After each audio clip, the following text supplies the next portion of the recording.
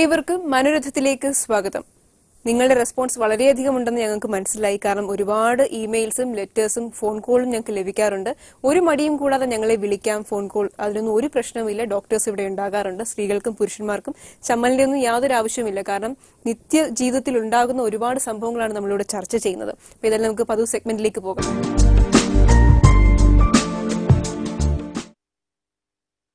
ഇന്ന് നമ്മോടൊപ്പം ഉള്ളത് തിരുവനന്തപുരം മെന്റൽ ഹെൽത്ത് സെന്ററിലെ ക്ലിനിക്കൽ സൈക്കോളജിസ്റ്റായ ഡോക്ടർ കെ ഗിരീഷാണ്. നമസ്കാരം ഡോക്ടർ. ഡോക്ടർ, നമുക്കൊരു കോളിലേക്ക് പോകാം. ഹലോ, മനോരഥത്തിലേക്ക് സ്വാഗതം. ഇതാരാണ്? സുനിൽ എന്ന് പറയും. സുനിൽ എവിടുന്ന് വിളിക്കുന്നു? ശരി, ആയിക്കോട്ടെ. സുനിൽ എവിടുന്ന് വിളിക്കുന്നു? ഏഴുപുന. ഡോക്ടറോട് സംസാരിച്ചോളൂ സുനിൽ. സുനിലെ, എന്താ വിഷയം? സുനിലെ പറയൂ. ഡോക്ടർ, ഞാൻ 8 വർഷമായിട്ട് കുട്ടികളില്ല. കുട്ടികളില്ല. ഞാനിപ്പോ മരുന്ന് കഴിച്ചോണ്ടിരിക്കുകയാണ്. പക്ഷെ ഈ ചെറുപ്പം മുതലേ നമ്മുടെ സ്വയംഭോഗം ചെയ്ത ഇത് ശുക്ലം വരൂല്ലേ? സ്വയംഭോഗം ചെയ്തു എന്ന് പറഞ്ഞാൽ ഒരിക്കലും കുട്ടിയില്ലാതാകത്തില്ല. അല്ല, ശുക്ലം വരികയില്ല. സ്വയംഭോഗം ചെയ്തപ്പോ ശുക്ലം വന്നില്ലേ? വന്നില്ല. വന്നിട്ടേ ഇല്ല. ബന്ധപ്പെട്ട് കഴിഞ്ഞാൽ വരുവായി. അത് ശരി. അപ്പൊ പക്ഷെ അതിപ്പോ മരുന്ന് കഴിച്ചുകൊണ്ട് ഇപ്പൊ ഞാനത് വേറെ രീതിയിൽ ഇപ്പൊ വരാൻ തുടങ്ങിയത്. നമ്മളിപ്പോ അത് വന്നുണ്ട് നമ്മൾ ഉദ്ദേശിക്കുന്ന രീതി വന്നുണ്ട്. പക്ഷെ കൗണ്ട് നോക്കിയിട്ട് കൗണ്ട് ഇല്ല, തീരെ ഇല്ലെന്നാണ് പറയുന്നത്. അപ്പൊ ഇപ്പൊ ഒരു പച്ചമരുന്ന് കഴിഞ്ഞോണ്ടിരിക്കുക. എന്ത് മരുന്ന് കഴിക്കുന്നു? ഇപ്പൊ പച്ചമരുന്ന് ഒരു വൈദ്യുണ്ട്, പച്ചമരുന്ന് കഴിച്ചിട്ടുണ്ട്. പക്ഷെ അത് സമയത്ത് നമുക്ക് ബന്ധപ്പെടാൻ ആഗ്രഹം തോന്നാറില്ല. ഈ കൗണ്ട് ഇല്ലെന്ന് പറഞ്ഞ ആരാണ്? വൈദ്യനാണോ? കൗണ്ട് ഇല്ലെന്ന് പറഞ്ഞൊരു ഒരു ഡോക്ടറാണ്. അത് എന്റെ അടുത്ത് പരിശോധിക്കാൻ പറ്റാൻ വൈഫിന്റെ അതിൽ അടുത്ത് പരിശോധിച്ചിട്ടാണ് ഇല്ലെന്ന് പറഞ്ഞു. വൈഫിന്റെ അടുത്ത് നിന്ന് പരിശോധിച്ചിട്ട് ഡോക്ടർ കൗണ്ട് ഇല്ലെന്ന് പറഞ്ഞു. കൗണ്ട് ഇല്ലാതെ ഇല്ലെന്നാണ് അന്ന് പറഞ്ഞത്. അപ്പൊ ഇത് ആകെ കേൾക്കുമ്പോ ഒരു പിന്നെ ഭൂഗോളം ഇങ്ങനെ തലതിരിഞ്ഞ് പിന്നെ കിടങ്ങുന്ന ഒരു പ്രതീതിയാണ്. അല്ല, അതുകൊണ്ട് എനിക്ക് തോന്നുന്നു വൈഫിന്റെ ഈ കൗണ്ട് നോക്കുക എന്ന് പറഞ്ഞു കഴിഞ്ഞാല് പുരുഷന്റെ ശുക്ലത്തിലെ ശുക്ലാണുക്കൾ അല്ലെങ്കിൽ ബീജാണുക്കൾ എത്രത്തോളം ഉണ്ട് ഇല്ല എന്നുള്ളതിനാണ് സാധാരണ കൗണ്ട് എന്ന് ഉദ്ദേശിക്കുന്നത്. പിന്നെ ഞാൻ പോയായിരുന്നു. അവിടുത്തെ ഡോക്ടറും നോക്കി, ഒരു പ്രാവശ്യം നോക്കിയിട്ടും ഇല്ലെന്നാണ് പുള്ളി പറഞ്ഞത്. ആര് നോക്കി? അവിടുത്തെ ഡോക്ടർ, പുള്ളിനെ കാണിച്ചായിരുന്നു. മെയിൻ ഹോസ്പിറ്റലായോണ്ട് അങ്ങനെ പോയതാണ്. പക്ഷെ അതും കംപ്ലീറ്റ് ആക്കാൻ നമുക്ക് പറ്റിയില്ല. പുള്ളി പറഞ്ഞ എന്റെ ഈ ബോൾ മറ്റേ ഉത്പാദിപ്പിക്കുന്ന 2 ഇതുണ്ടല്ലോ, ചെറിയ അത് നാരങ്ങ തീരെ നെല്ലിക്കടപ്പേ ഉള്ളു. അതിന്റെ കുറവുകൊണ്ട് ചിലപ്പോ അതുണ്ടാകാൻ സാധ്യത കുറവാണ്. കുത്തി പരിശോധിക്കണമെന്ന് പറഞ്ഞായിരുന്നു. പക്ഷെ നടന്നില്ല അത്. പക്ഷെ ഇപ്പൊ നമ്മള് വേറെ രീതിയിൽ ശുക്ലം വരാൻ തുടങ്ങി. പക്ഷെ എന്നാലും ഈ സമയങ്ങളിൽ ലൈംഗികമായി ബന്ധപ്പെടുന്ന സമയങ്ങൾ നമുക്ക് ആഗ്രഹം അയാളായിട്ട് ബന്ധപ്പെടാൻ തോന്നാറുമില്ല. അത് വേറെ ബന്ധപ്പെടാൻ ശ്രമിക്കുമ്പോ അങ്ങനെ നമുക്ക് ഇത് തോന്നില്ല, വല്ലാത്ത ക്ഷീണവും ഇതൊക്കെയാണ് നമുക്ക് തോന്നുന്നത്. അല്ല, നമുക്ക് ആഗ്രഹങ്ങൾ കൂടുതലുമാണ്. മനസ്സിലായി? ആഗ്രഹമുണ്ട്, ക്ഷീണവുമുണ്ട്. ആഗ്രഹമുണ്ട് നമുക്ക് ഇത് ബന്ധപ്പെടണമെന്നും മറ്റുള്ള രീതിയിലൊക്കെ. പക്ഷെ നമുക്കത് ശരിക്കും ഒരു പവർ ഇതില്ല. പക്ഷെ ആവശ്യം തോന്നിക്കഴിഞ്ഞാൽ നമുക്ക് പവർ വരും. അത് വേറെ രീതി. അപ്പം പവർ വരികയും ചെയ്യും. അപ്പൊ ഇതൊക്കെ ഇരിക്കട്ടെ. ഇതൊക്കെ വളരെ വളരെ വ്യത്യസ്തമായിട്ടുള്ള വിചിത്രമായിട്ടുള്ള കുറെ അനുഭവങ്ങളുടെ ഉടമയാണ് താങ്കൾ. അതിരിക്കട്ടെ. പക്ഷെ അപ്പൊ ഞാൻ പറയുന്നത് ഇതിലുപരിയായിട്ട് ഒരു ഇൻഫെർട്ടിലിറ്റി ക്ലിനിക് എന്ന് പറയുന്നത് നമുക്ക് ഈ പിന്നെ വന്ധ്യത പിന്നെ നിവാരണ ക്ലിനിക് അത്തരത്തിലുള്ള ഒരു സംവിധാനമുള്ള, ഫോർ എക്സാമ്പിൾ ഇപ്പോൾ മെഡിക്കൽ കോളേജ് ആശുപത്രികളിൽ ഒക്കെ തന്നെ ഈ വന്ധ്യത ഇല്ലായ്മ ചെയ്യുന്ന അല്ലെങ്കിൽ ഇൻഫെർട്ടിലിറ്റിയെ മാറ്റുന്ന ക്ലിനിക്കുകളും സേവനങ്ങളും ഉണ്ട്. അത്തരം ഒരു റിലയബിൾ ആയിട്ടുള്ള വിശ്വസ്തമായിട്ടുള്ള ഒരു ചികിത്സാ കേന്ദ്രത്തിൽ അദ്ദേഹം നിർബന്ധമായിട്ടും പോകണം. അവിടെ പോയിട്ട് വിദഗ്ധമായിട്ടുള്ള പരിശോധനകൾക്ക് വിധേയമാവണം. കാരണം ഇപ്പോൾ പറയുന്ന ഈ മെഡിക്കൽ കോളേജുകളിൽ തന്നെ പിന്നെ ഇൻഫെർട്ടിലിറ്റി ക്ലിനിക്സ് ഉണ്ട്. ഇൻഫെർട്ടിലിറ്റി ക്ലിനിക് കേട്ടോ. അപ്പൊ അത്തരം ഒരു ഇൻഫെർട്ടിലിറ്റി ക്ലിനിക്കിൽ പോയിട്ട് പിന്നെ വിദഗ്ധമായിട്ടുള്ള പരിശോധനകൾക്ക് വിധേയമായിട്ടാണ് ഇത് മാറ്റേണ്ടത്. അതല്ലാതെ വൈദ്യൻ, നെല്ലിക്ക കുത്തുന്നു, പിന്നെ കൗണ്ട്, ഇങ്ങനെയുള്ള പല പല പദങ്ങൾ സ്വയംഭോഗത്തിലില്ല, അല്ലാതെ ഉണ്ട്, വിചാരിച്ചാൽ വരും, ആഗ്രഹം, ക്ഷീണം, ഇതെല്ലാം തന്നെ വളരെ സങ്കീർണമാക്കി തീർക്കുന്ന ഒരു വിവരമാണ് താങ്കൾക്ക് നൽകിയിരിക്കുന്നത്. അത് ഇപ്പൊ ഇദ്ദേഹത്തിന്റെ കുറ്റമല്ല. ഈ കണ്ട പല ആൾക്കാരും പറഞ്ഞ പല കാര്യങ്ങളും മനസ്സിൽ സൂക്ഷിച്ചപ്പോ ആകെ കൂടി ഒരു പുകമറയാണ്. ഈ പുകമറ മാറ്റം വളരെ അനിവാര്യമാണ്. അതുകൊണ്ട് തീർച്ചയായിട്ടും ആണ്. ഡോക്ടറിനോട് കേൾക്കണം. ഞാനൊരു ദൈവവിശ്വാസിയാണ്, മത്സ്യമാംസാദിയെ കൂട്ടാറില്ല, ഇതൊന്നും കഴിക്കാറില്ല, വീട് വലിക്കാറില്ല, വെള്ളം കുടിക്കാറില്ല, ഒന്നുമില്ല. ദുശീലമായ മോശമായ ഒരു ഇല്ല. പക്ഷെ ഞാൻ ഇപ്പൊ ഈ മരുന്ന് കഴിക്കണൊക്കെ ഒരു തുള്ളല് സ്ഥലത്ത് പോയി അവിടുത്തെ ഇതുകൊണ്ട് കഴിക്കണം. അപ്പൊ ഇങ്ങനെ ഒന്നിനും പോകണ്ട, ഇത്ര ആളുകൾ ഉണ്ടാവും. ഇതെന്നെ ഇങ്ങനെ നടത്തിക്കൊണ്ടിരിക്കുകയാണ്. ഞാൻ ശരിക്കും പോയാൽ ഡോക്ടർമാരുമായിട്ട് ബന്ധപ്പെട്ടിട്ടില്ല എന്നുള്ളത് തന്നെയാണ് സത്യമായ കാര്യം. അതാണ് തുള്ളാൻ പോയിരുന്നു. രണ്ടുപേരും തുള്ളി. തുള്ളുന്ന സ്ഥലത്ത് നമുക്ക് അനുഗ്രഹം കിട്ടുന്ന സ്ഥലമുണ്ട്, ഞങ്ങളുടെ ഒരു കാവുണ്ട്. അവിടെ പോയി അവരെ അനുഗ്രഹം തരും. അപ്പൊ നീ ഇങ്ങനെ മരുന്നായിരിക്കും, അവിടെ പോവാം, അന്നമ്പലത്തിൽ പോയി ഇന്ന ഒഴിവാണ് നടത്തും, ഇതിനൊക്കെ നമ്മൾ ചെയ്ത്. അപ്പൊ നമുക്ക് വിശ്വാസമാണ് കൂടുതലും. ഇതിന്റെ അകത്ത് മറ്റുള്ളവരിൽ ഇപ്പൊ ഡോക്ടർമാരിൽ വിശ്വാസം നമുക്ക് മൃഗങ്ങളിലായതുകൊണ്ട് നമുക്കൊരു തീരുമാനത്തിലെത്താൻ പറ്റാത്തൊരു വല്ലാത്തതാണ്. അല്ല, എനിക്ക് തോന്നുന്നു തീർച്ചയായിട്ടും വിശ്വാസമൊക്കെ ഇരിക്കട്ടെ. പക്ഷെ ഈ ഒരു പ്രശ്ന പരിഹാരത്തിന് വേണ്ടി നിർബന്ധമായിട്ടും ഒരു ഇൻഫെർട്ടിലിറ്റി ക്ലിനിക് അല്ലെങ്കിൽ വന്ധ്യത നിവാരണ ചികിത്സാ കേന്ദ്രം മെഡിക്കൽ കോളേജുകളുമായിട്ട് ബന്ധപ്പെട്ടുള്ള ഒരു സ്ഥലത്ത് പോയിട്ട് അതിനുവേണ്ടിയുള്ള ചികിത്സ സ്വീകരിക്കേണ്ടത് വളരെ അത്യാവശ്യമാണ്. അല്ലാതെ മറ്റു 40 വയസ്സ് നല്ല പ്രായം. അപ്പൊ അതുകൊണ്ട് നമ്മൾ അതല്ലാതെ വേറെ മാർഗങ്ങളിലൂടെ ഇങ്ങനെ പോയി കഴിഞ്ഞാൽ ഒരുപക്ഷെ പലപ്പോഴും കാലം കടന്നു പോകും. നമ്മൾ ആഗ്രഹിക്കുന്ന നിലയ്ക്കുള്ള ഉണ്ണിക്കൈയൊക്കെ കാണാനുള്ള മോഹമുണ്ട്, ഇല്ലയോ? ഉണ്ട്. അതുകൊണ്ടാണ്. അപ്പൊ അതിനുവേണ്ടി ഈ നിലയ്ക്ക് തന്നെ പോണം. അല്ലാതെ തുള്ളലും കാവും ഈ പറഞ്ഞ കാര്യങ്ങളൊക്കെ ആകെ സങ്കീർണമാക്കുന്ന വിഷയത്തെ. കേട്ടോ? ഓക്കെ സുനിൽ, വിളിച്ചതിൽ വളരെ നന്ദിയുണ്ട്. സുനിൽ, എനിക്ക് ഡോക്ടർ എന്റെ ഒരു നിഗമനം എനിക്ക് തോന്നുന്നു ഈ അന്ധവിശ്വാസം ഉണ്ടെന്ന് തോന്നുന്നു അമിതമായിട്ട്.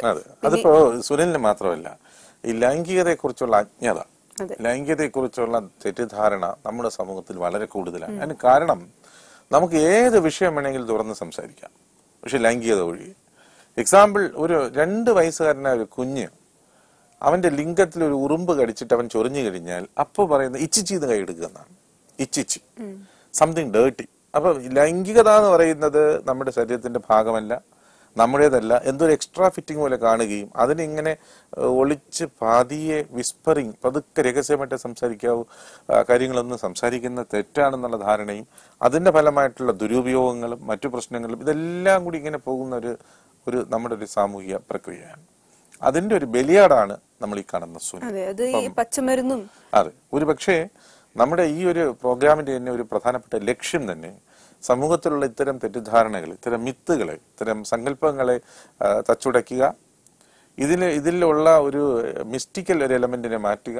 എന്താണ് വസ്തുത, എന്താണ് യാഥാർത്ഥ്യം എന്നതിനെ കുറിച്ച് നമ്മുടെ സമൂഹത്തിലെ മാന്യ പ്രേക്ഷകർക്ക് നൽകുക എന്നുള്ളത് തന്നെയാണ് നമ്മുടെ പ്രോഗ്രാമിന്റെ ഒരു പ്രധാനപ്പെട്ട ലക്ഷ്യം തന്നെയാണ്.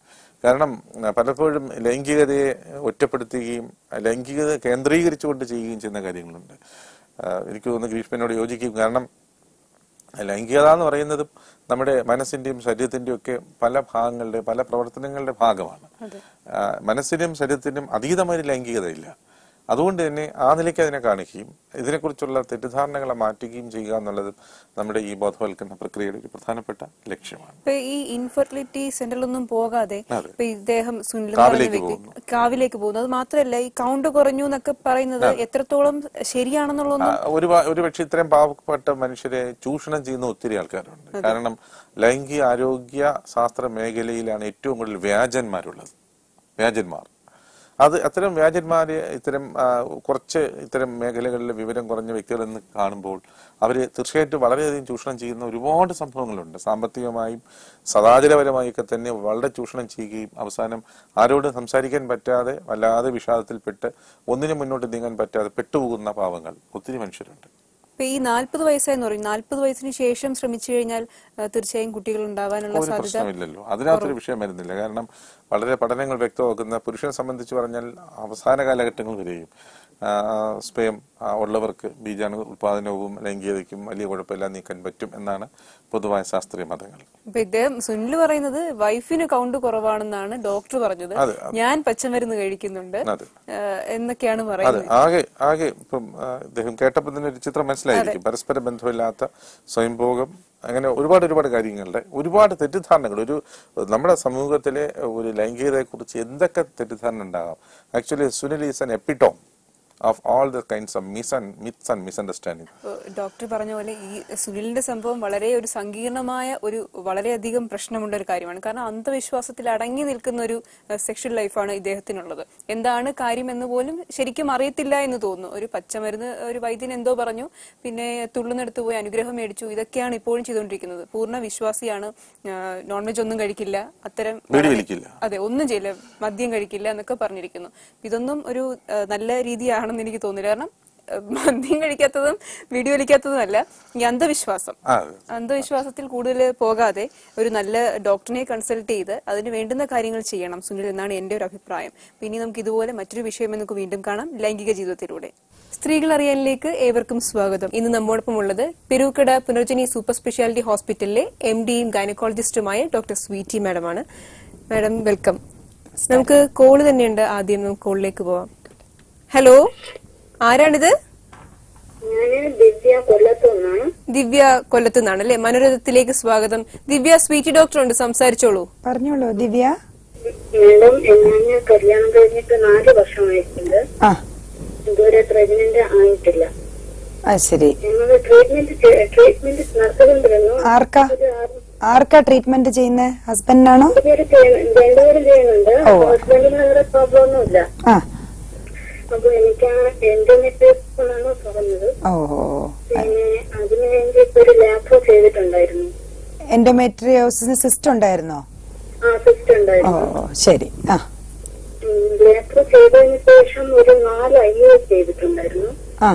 അതിലും സക്സസ് ആയില്ല. അപ്പൊ അവർ പറഞ്ഞത് ഇനി IVFിലോട്ട് പോകാമെന്നാണ് പറഞ്ഞത്. അപ്പൊ IVFിന്റെ ഒരു സക്സസ് റേറ്റ് എത്രയാണ്? IVFിന്റെ അത്രേ ഉള്ളൂ. അതിന് ഇന്റർനാഷണലി വേൾഡ് വൈഡ് IVFന് 30% ഉള്ളു. അതായത് 10 പേർക്ക് ചെയ്താൽ 3 പേർക്ക് ശരിയായേക്കാം. നമുക്ക് ഗ്യാരണ്ടീഡ് ഒന്നും അല്ലാത്തൊരു സംഭവമാണ് ഈ IVF. ടെസ്റ്റ് ട്യൂബ് ബേബി നമ്മൾ പറയുന്നില്ലേ, ഈ ടെസ്റ്റ് ട്യൂബ് ബേബി എന്ന് സാധാരണക്കാര് പറയുന്നതാണ് ഈ IVF.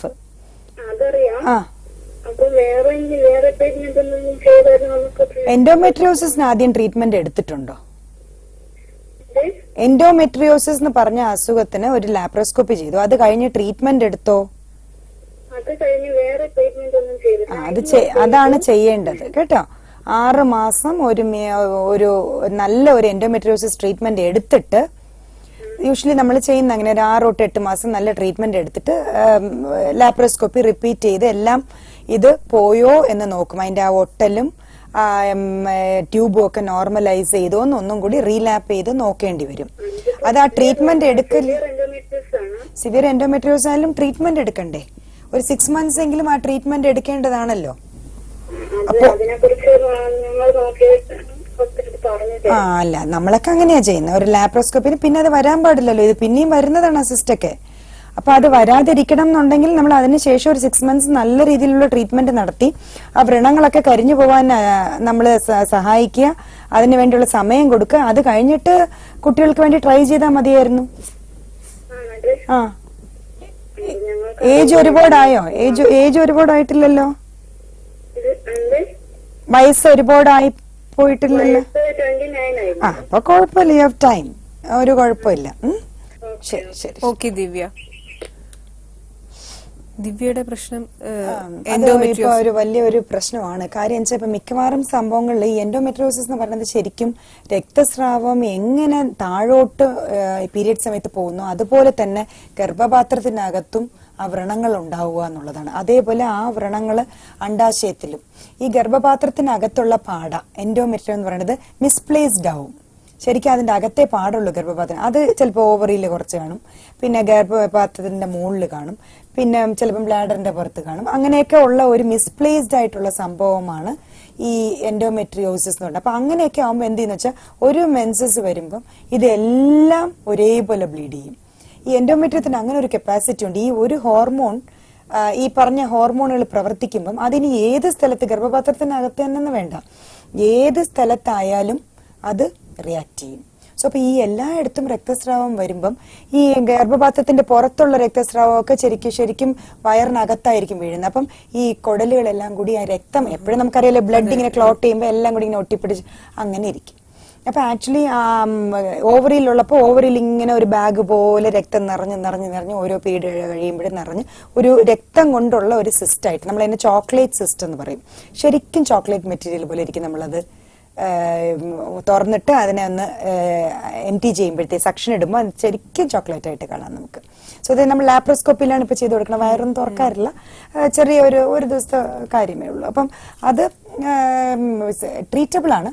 പക്ഷേ പലരും വിട്ടുപോകുന്ന ഒരു കാര്യം ഈ പറഞ്ഞ മാതിരിയാ, ലാപ്രോസ്കോപ്പി ചെയ്ത് കഴിഞ്ഞിട്ട് അതിന് ഡെഫിനറ്റ് ആയിട്ട് എൻഡോമെട്രിയോസിസ് അസോസിയേഷൻ ഓഫ് ഇന്ത്യ എന്ന് പറഞ്ഞ ഒരു അസോസിയേഷൻ തന്നെ ഉണ്ട്, ഞാനൊക്കെ മെമ്പറാണ്. സോ അപ്പൊ ആ അസോസിയേഷന്റെ നമ്മുടെ ഒരു അപ്ഡേറ്റ് ഉണ്ടാവും. ഓരോ മാസത്തിലും നമ്മൾ എന്തൊക്കെയാണ് പുതിയത് കണ്ടുപിടിച്ചു. അതിൽ ഇപ്പൊ വളരെ ഷുവറായിട്ട് പറയുന്ന ഒരു കാര്യം, 6 മാസത്തേക്കുള്ള ഒരു post treatment for endometriosis after the laparoscopy കൊടുത്തിട്ടേ നമ്മൾ ഈ കുട്ടികൾക്ക് വേണ്ടിയുള്ള ശ്രമം നടത്താവൂ. എന്നിട്ട് ആക്ച്വലി അവര് അഡ്വൈസ് ചെയ്യുന്നത് റീലാപ്പ് എന്ന് വെച്ചാൽ രണ്ടാമത്തെ ഒരു ലാപ്പ് ചെയ്തിട്ട് ആ സംഭവങ്ങളെല്ലാം ട്യൂബെല്ലാം നേരെയായോ ഈ വിട്ടുമാറിയത് നമ്മൾ എല്ലാം ശരിക്കും ഈ അഡീഷനൊക്കെ ഈ ഇങ്ങനെ ഒട്ടിയിരിക്കണേക്ക് നമ്മൾ വിടുവിക്കുക ചെയ്യുന്നത് ശരിക്കും ഈ ലാപ്രോസ്കോപ്പിയിൽ. അതെല്ലാം വിടുവിച്ചിട്ട് ക്ലീൻ ചെയ്ത് നമ്മൾ ഈ സിസ്റ്റം മാറ്റി എല്ലാം ചെയ്തിട്ട് പഴയതുപോലെ അത് ആ വ്രണങ്ങളൊക്കെ ഉണങ്ങിയോ, ട്യൂബൊക്കെ നോർമലായോ, നമുക്കെല്ലാം അറിഞ്ഞിട്ട് പിന്നെ കുഞ്ഞുങ്ങൾക്ക് വേണ്ടി ട്രൈ ചെയ്തിട്ടേ കാര്യമുള്ളൂ. അല്ലെങ്കിൽ കുറച്ചും കൂടി എക്സ്റ്റെൻഡ് ചെയ്തിട്ട് ട്രീറ്റ്മെന്റ് പിന്നെ ട്രൈ ചെയ്യും. ലാപ്രോസ്കോപ്പി മിക്കവാറും പേർക്ക് പറ്റുന്ന ഒരു അബദ്ധം അതാണ്. അത് ചെയ്തിട്ട് പിന്നെ ഡോക്ടേഴ്സ് പറയാത്താണോ എനിക്കറിയത്തില്ല, പിന്നെ ഇവര് പോകാത്താണോ, പിന്നെ ട്രീറ്റ്മെന്റ് കണ്ടിന്യൂ ചെയ്യാറില്ല, പോസ്റ്റ് ഓപ്പറേറ്റീവ് മെഡിക്കൽ ട്രീറ്റ്മെന്റ് കൊടുക്കാറില്ല, അല്ലെങ്കിൽ കിട്ടാറില്ല, അല്ലെങ്കിൽ ഇവര് ഡോക്ടർ കഴിഞ്ഞ പ്രാവശ്യം പറഞ്ഞത് എപ്പോഴും ഞാൻ ഓപ്പറേഷൻ കഴിഞ്ഞാൽ പിന്നെ ആ പേഷ്യന്റിനും ഡോക്ടർക്കും ഒരു കണക്ഷനിലായിട്ട് മാറുക. അതാണ് നമ്മുടെ നാട്ടിന്റെ ഏറ്റവും വലിയൊരു ശാപം. കാര്യം എന്ന് വെച്ചാൽ എപ്പോഴും ഇപ്പം ഇത് യൂട്രസ് മാറ്റുന്നതായാലും സ്ത്രീകളുടെ കാര്യം പ്രത്യേകിച്ച് അവർ ഒന്നാമത് സ്വന്തമായിട്ട് ഹെഡ് ചെയ്ത് ഒരു കാര്യത്തിനും പറ്റില്ല. അറ്റ്ലീസ്റ്റ് വീട്ടുകാരെങ്കിലും അതിനെ വന്നിട്ട് ഒന്ന് പ്രോത്സാഹിപ്പിക്കണം. ഒരു ഓപ്പറേഷൻ കഴിഞ്ഞാൽ പിന്നെ ആ പേഷ്യന്റിനും ഡോക്ടേഴ്സും ഞാൻ പറയുന്നത് കുറച്ചൊക്കെ അവരുടെ ആ ഒരു ബോധവൽക്കരണം ടുവേർഡ്സ് ഹ്യൂമാനിറ്റി. അവരുടെ സബ്ജക്റ്റിൽ എല്ലാവരും ഗ്രേറ്റ്സ് ആയിരിക്കും, പക്ഷെ ആ ഹ്യൂമൻ നീഡ്, അതായത് നമുക്ക് നമ്മുടെ ഒരു ഇതിൽ ഓപ്പറേഷൻ ചെയ്തു അവരുടെ ദോഷം മാറി അവരെ വിട്ടു എന്നുള്ള ഒരു ക്രൈറ്റീരിയ തന്നെ നമ്മളെല്ലാ ഡോക്ടേഴ്സിന്റെയും നമ്മുടെയൊക്കെ ഒരു രീതി അതിനെ മാറിയിട്ട് നമുക്ക് വന്നിട്ടൊരു ഹോൾസം ആ ഒരു ലൈഫ് കെയർ ട്രീറ്റ്മെന്റ്. ഒരാൾ ഒരു ഓപ്പറേഷൻ ചെയ്ത് പോയാൽ പിന്നെ അത് എസ്പെഷ്യലി സ്ത്രീകൾക്ക് ഇപ്പൊ യൂട്രസ് എടുത്ത് ഒരു അവയവം എടുത്തു മാറ്റിയിട്ട് പോകുന്നവര് ഒരു ഇത് മാറ്റി അത് ഓവറി എടുത്തു മാറ്റി, അപ്പൊ അവർക്ക് എന്തൊക്കെ അസ്വസ്ഥതകൾ വരാം അതിനെ നമുക്കിപ്പൊ കമ്പാറ്റ് ചെയ്യാനായിട്ട് അതിനെ ശരിക്കാക്കാൻ വേണ്ടി ഇഷ്ടം പോലെ നമുക്ക് ന്യൂട്രിയൻസ് ഉണ്ട്, ന്യൂട്രീഷണൽ സപ്ലിമെന്റ്സ് ഉണ്ട്, പിന്നെ ഈ പറഞ്ഞ മാതിരി നമുക്ക് ഹെൽത്ത് അഡ്വൈസസ് ഉണ്ട്, ഡയറ്ററി അഡ്വൈസ് ഉണ്ട്, എക്സസൈസസ് ഉണ്ട്. ഇതെല്ലാം കറക്റ്റായിട്ട് അവരെ ഒന്ന് ലീഡ് ചെയ്യാമെങ്കിൽ അവർക്ക് വേണ്ടതൊരു ഗൈഡൻസ്. ഈ ഓപ്പറേഷൻ മാത്രം കഴിഞ്ഞ് നമസ്കാരം പറഞ്ഞു വിടുന്നതല്ലല്ലോ നമ്മുടെ ജോലി. അപ്പം കഴിവത് അവരെ ഒരു ടോട്ടലി അതൊരു ഹ്യൂമൻ ബീയിങ് ആണ്, അതൊരു മനുഷ്യനാണ്, ഒരു കേസല്ല. ഒരു കേസായിട്ട് കൊണ്ടുവന്നു ഓപ്പറേഷൻ ചെയ്തു വിട്ടു, അതല്ല, അതൊരു മനുഷ്യരാണ്. അപ്പൊ നമ്മളെപ്പോലെ തന്നെ അവരും ഒരു മനുഷ്യരാണ്. അപ്പൊ അവർക്ക് ഇനിയുള്ള ജീവിതം എങ്ങനെ, അവരൊക്കെ ഭർത്താവ് കാണും, മക്കൾ കാണും, അവരെങ്ങനെ ഊർജ്ജത്തോടു കൂടി അതിലോട്ട് മുമ്പോട്ട് പോകണം. ഈ യൂട്രസ് എന്ന് പറയുന്നത് മാറ്റി എന്ന് പറഞ്ഞാൽ ഒരു വൻ സംഭവമൊന്നുമില്ല, അതൊക്കെ ആക്കി തീർക്കുന്നതാണ്. എന്ന് വെച്ചാൽ ഈ പോസ്റ്റ് ഓപ്പറേറ്റീവ് ആയിട്ട് പിന്നെ പേഷ്യന്റുമായിട്ട് ഒരു കണക്ഷൻ പേഷ്യൻസിനും കാണുകയില്ല, ഡോക്ടർക്കും കാണില്ല. അപ്പൊ ഡോക്ടർക്ക് വിളിച്ചു വരുത്താൻ പറ്റത്തില്ല, പേഷ്യൻസ് കുറച്ചും കൂടെ. പക്ഷെ ഞാനൊക്കെ സ്ട്രിക്റ്റ് ആയിട്ട് പറയും, എവറി 2 months നിങ്ങൾക്ക് ചെക്കപ്പ് ഉണ്ട്, 1 വർഷത്തേക്ക്, പിന്നെ വർഷം ഒരിക്കൽ മാമോഗ്രാം ബ്രസ്റ്റിന്റെ. അപ്പൊ നമുക്ക് കഴിവത് ഈ ക്യാൻസേഴ്സ് ഒക്കെ പ്രിവെന്റ് ചെയ്യാൻ പറ്റുന്നത് നമുക്ക് ചെയ്യാം. അതിനൊക്കെ ഉള്ള സംവിധാനം ഇപ്പോൾ ഉണ്ട്, വളരെ നിസ്സാര വിലയിൽ. അത് നമ്മൾ ഇന്ത്യയിൽ മാത്രമേ ഇത്ര നിസ്സാരമായ റേറ്റിൽ ഈ കാര്യങ്ങളൊക്കെ കാണാൻ പറ്റൂ. ഇപ്പൊ നമ്മൾ വെസ്റ്റേൺ കൺട്രീസിലും US-ലൊക്കെ പോയി കഴിഞ്ഞാൽ ഒരു സ്പെഷ്യലിസ്റ്റിനെ കാണാൻ നമുക്ക് എത്രയോ ആഴ്ചകൾ കാത്തിരിക്കേണ്ടി വരും. എന്ത് അസുഖം ഉണ്ടെങ്കിലും ആദ്യം രജിസ്ട്രാർസേ നോക്കുള്ളൂ. എന്ന് വെച്ചാൽ സാധാരണ നമ്മൾ ജനറൽ പ്രാക്ടീഷണേഴ്സ് അവർ നോക്കി സർട്ടിഫൈ ചെയ്ത് കഴിഞ്ഞിട്ടേ നമുക്ക് വന്നിട്ട് ഒരു സ്പെഷ്യലിസ്റ്റ്, അതും ആ സ്പെഷ്യലിസ്റ്റിന്റെ അപ്പോയിന്റ്മെന്റ് കിട്ടുന്നവരെ വെയിറ്റ് ചെയ്യണം. അതിനിടയ്ക്ക് നമ്മൾ അസുഖം ഏത് ലെവലിലാവും നമുക്ക് പറയാൻ പറ്റത്തില്ല. സോ ഇവിടെ മാത്രമേ ഉള്ളൂ ഈസി ആയിട്ട് പോയി ഇരിക്കുക, ഒരു 100-150 രൂപ കൊടുക്കുക, ഒരു സ്പെഷ്യലിസ്റ്റിനെ കാണുക, അവരുടെ അടുത്ത് എന്ത് സംസാരിക്കുക, തിരിച്ചു വരിക എന്നുള്ളതൊക്കെ. That is important. ദിവ്യയുടെ ഡൗട്ട് ലാപ്രോസ്കോപ്പി കഴിഞ്ഞ് ഉള്ള പ്രശ്നങ്ങളൊക്കെ ആയിരുന്നു, പിന്നെയും കുട്ടികൾ ഉണ്ടാകുന്നില്ല എന്ന് തന്നെ പറഞ്ഞു. അപ്പൊ ഡോക്ടർ പറഞ്ഞത് അതിനുള്ള കറക്റ്റ് ആയിട്ടുള്ള ട്രീറ്റ്മെന്റ് എടുത്തിട്ടില്ലാത്തതാണ് അതിന്റെ മെയിൻ ആയിട്ടുള്ള പ്രോബ്ലം. അപ്പൊ തീർച്ചയായിട്ടും ലാപ്രോസ്കോപ്പി ഇങ്ങനെയുള്ള ഓപ്പറേഷൻ അല്ലെങ്കിൽ ട്രീറ്റ്മെന്റ്സ് കഴിഞ്ഞാൽ അതിന് വേണ്ടുന്ന ട്രീറ്റ്മെന്റുകൾ തുടർന്നും കണ്ടിന്യൂ ചെയ്യണം എന്നാണ് ഡോക്ടർ പറഞ്ഞിരിക്കുന്നത്. എപ്പോഴും പോസ്റ്റ് ഓപ്പറേഷൻ ട്രീറ്റ്മെന്റ് ഒക്കെ നടത്തുക എന്നുള്ളത് അത്യാവശ്യമായ ഒരു കാര്യമാണ്. ഇതുപോലെ നല്ലൊരു വിഷയമായി നമുക്ക് വീണ്ടും കാണാം സ്ത്രീകൾ അറിയാനിലൂടെ.